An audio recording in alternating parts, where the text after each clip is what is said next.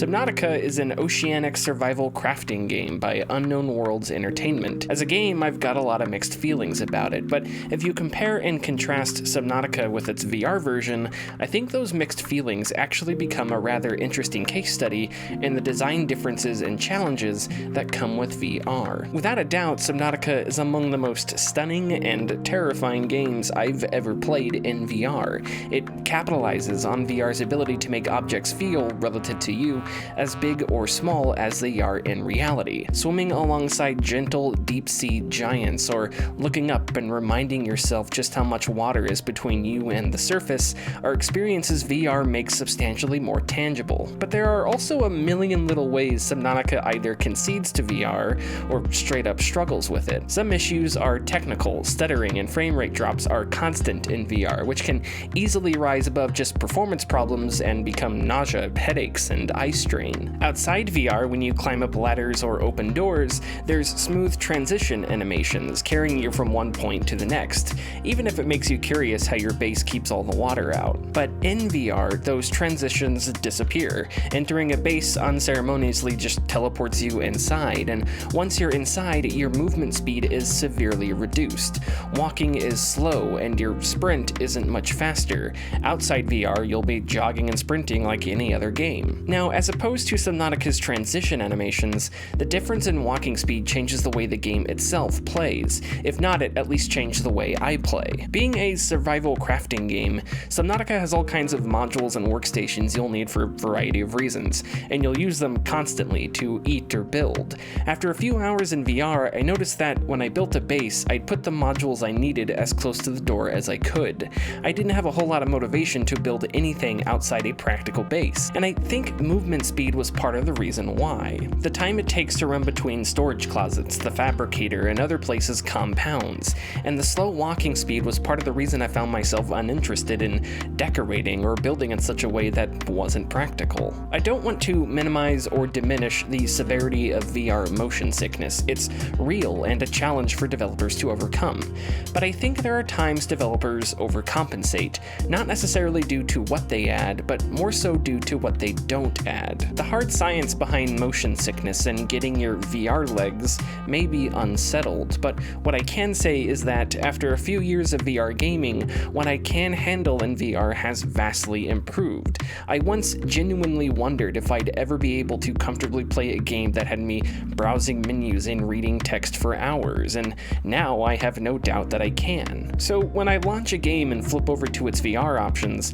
it somewhat disappoints me when those options are limited or even non-existent, and that's what we find with Subnautica. There's not a whole lot of options for players more accustomed to VR. You're going to get that slow walking speed whether you can handle going faster or not. Considering motion sickness affects everyone differently, I've always assumed accessibility and giving players the ability to figure out for themselves what kind of movement works best for them made the most sense. This, of course, has to be done within the confines of games themselves. Teleportation is usually a great solution for motion sickness, but not all games allow for teleportation. I'm not sure how you'd implement teleporting in a game like Onward, for example, without fundamentally changing the way it's played. Onward is all about realism and immersion. Teleporting would alter that, but Onward does give you options on how your camera turns, which can help with motion sickness. So is Subnautica's slow movement a design flaw, an overcompensation, or is it something more complex, a design limitation with an explanation that isn't necessarily intuitive? I don't know, but I can point to a few things that are broken. To press buttons on keypads or in-game menus, you have to shove your head into the wall in order for your button presses to register. Sometimes looking at the button works, but the cursor is offset, so you have to randomly move your head around to select a button. This isn't only clumsy, but can be really uncomfortable. Subnautica's Cyclops submarine suffers from a similar problem. To pilot it, you stand at a steering wheel and press buttons on its HUD to interact with it. To turn the engine on in VR, you have to look up and to the left, way outside where the icon is. And the three engine controls, which shift between higher and lower speeds, are there, but there's no prompt. They're invisible. Grabbing the wheel locks your character into a front-facing position, so you can't turn the camera left or right with the analog sticks. You'll have to repeatedly twist your neck to press buttons. This, as you might imagine, quickly makes for some serious discomfort discomfort. Outside VR, things become immediately more palatable.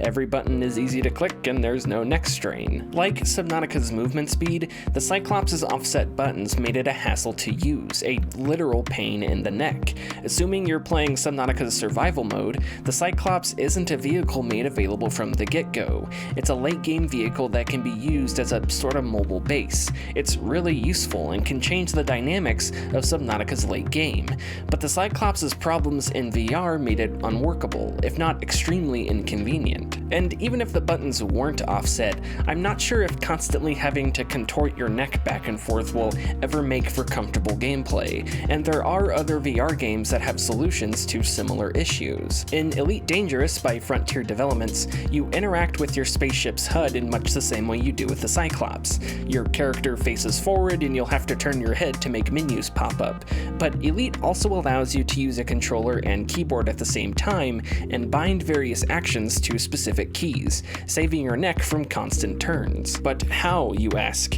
Do I use my keyboard if I have a headset on? Well, through some complex engineering. So Elite isn't completely convenient, to say the least, and might not ever be, but there are a lot of options for players to make it as convenient as they can. Subnautica doesn't have that same accessibility. Without the option to bind a key to the Cyclops' engine or make walking faster, you'll have to put up with those things or play outside VR. And playing outside VR means you sacrifice its amazing sense of scale. And listen, I don't want to come off as if developing games is easy. It isn't. None of this is to say that adding a few keys is a simple change. I'm not a developer, I wouldn't have the first clue, but I also can't deny that Subnautica's on-foot speed and Cyclops controls are inconvenient, and that there are other VR games that have solutions to similar problems.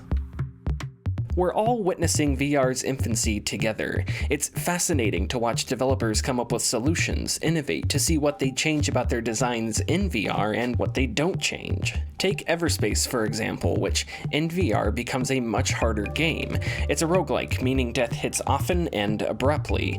Combat is rapid and teeth-gritting. Different enemies and weapons fire a variety of projectiles that fly at different speeds. It's an outer space 3D shmup that has you dodging fire as much as you're returning it. Space around you is usually filled with obstacles, asteroids, debris, and environmental dangers, emphasizing positioning and spatial awareness. This all makes Everspace's third-person view as useful as it is gorgeous. Switch the camera over to the cockpit done by a quick button press, and things change. In both third and first person, Everspace points you in the direction of enemies, but there's no extended radar or map that warns you of objects within your vicinity. In first person, tracking targets and incoming fire instantly becomes harder, and in VR, third person isn't available. The cockpit view is the only one you get. But like Subnautica, Everspace's visuals astound in VR. Asteroids and derelict ships feel towering and massive.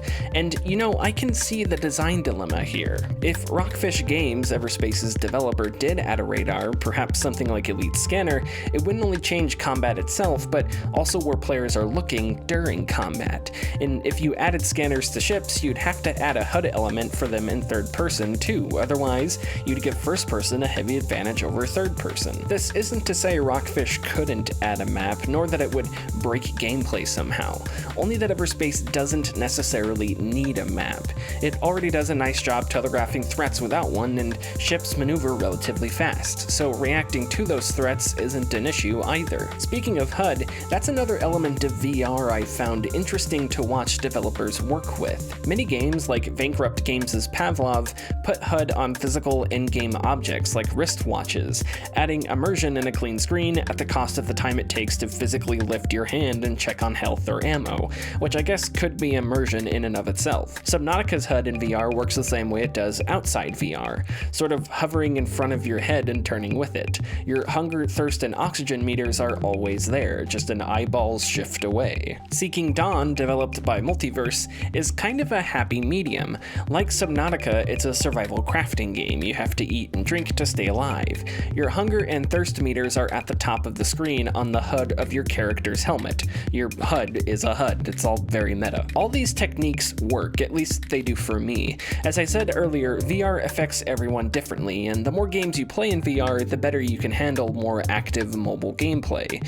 Focusing on HUD in the foreground of your headset headset while things are happening in the background can be disorienting. It certainly took me a while to get used to. In VR, there's tons of potential for developers to experiment with changing fundamental elements of game design, like HUD and camera angles. The VR version of Ninja Theory's Hellblade: Senua's Sacrifice is, I think, one of the most underrated VR games on the market. From a gameplay perspective, Hellblade is relatively simple, if well defined. Standard third-person melee combat with dodging and blocking, a few different enemy types and bosses, and some light puzzles. Exquisite writing and great storytelling and visuals are really what elevate Hellblade, highlighted by amazing performances from voice and on-screen actors. VR makes Hellblade's third-person camera feel as though you're a drone following Senua around. Rotating the camera blurs the world for a split second while Senua stays in focus. When cinematics trigger, the screen size is reduced to a window about the size of a TV. Other story sequences play out in front of you without the need for the window. These moments are astounding, like watching an actor perform on stage and you have a front row seat. Hellblade's already limited HUD transitions perfectly into VR. Senua has Rot, which climbs up her arm every time she dies, and a medallion hanging off her waist that glows when her special attack is ready. It all works extremely well, surprisingly well. Suddenly, Senua's sword cuts the air inches from your face, and enemies are only a few steps away from you. Ninja Theory also included an assortment of options for VR, like different turning rates and even a few experimental modes, one of which raises the camera into the sky and scales the world down to the size of tabletop miniatures. This was a mode that, for whatever reason, didn't sit well for me at all, but it was neat to mess with nonetheless. Hellblade makes me wonder what else is possible. What other third-person games could transition into VR and what that can mean for the future. I don't think it's that hard to imagine a game like Dead Space by Visceral Games working in a similar way Hellblade does. Isaac Clarke, Dead Space's main character, has a health meter on his armor similar to Senua's medallion, as well as holograms that emit out from his armor that hold your map and inventory, similar to Seeking Dawn. Once again, from a development standpoint, I'd have no idea if or how a game like Dead Space could be ported into or developed for VR, but I also have a tough time believing that it's impossible. There are third-party programs out there that can port games into VR. I can even open my desktop through Oculus and play Dead Space there, but I obviously don't think these are long-term solutions we'd want for the future. I've said before that I believe VR is here to stay, and I still believe it is. The market has hurdles and hardware imperfections, but the technology works, and early on in its lifetime, I've come to love a lot of games designed in such ways that their gameplay is impossible outside a headset. VR is a new paradigm that allows for both original design and new takes and perspectives on old design.